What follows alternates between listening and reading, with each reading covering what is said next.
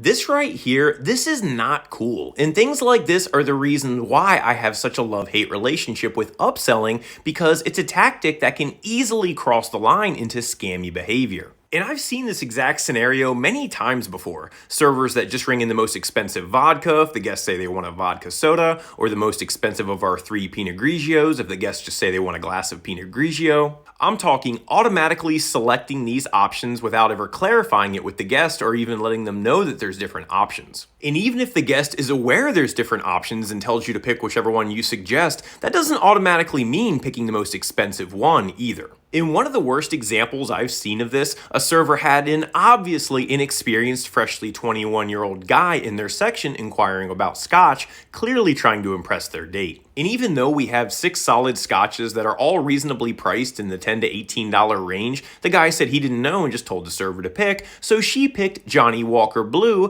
which was $45, and he had 2 of them. Just to give you some perspective, his fettuccine alfredo was only $17. I will never forget the look on the guy's face when he got the check. I felt so bad for him, and the server just thought it was hilarious and totally well-deserved. And this happens the most with alcohol for sure, but I've even seen devious servers fleece kids and with it their parents with NA bevs. Maybe it's a mocktail or a flavored lemonade or a Shirley Temple, or one place I worked had root beer on tap and it was the only soda that didn't have free refills. And they'll intentionally flood these kids with refills just to rack up the check, ultimately leading to the parents getting a $30 charge on their bill just for root beer. I personally just do not support that style of serving, and these are situations where that kind of server would say, "Hey, it's their fault, the customers should know better." But no, it's really not. You're the person working the job that's supposed to have the in-depth knowledge. It's no different than if you're dealing with a mechanic, lawyer, doctor, welder, plumber, car salesman. They're supposed to know the ins and outs,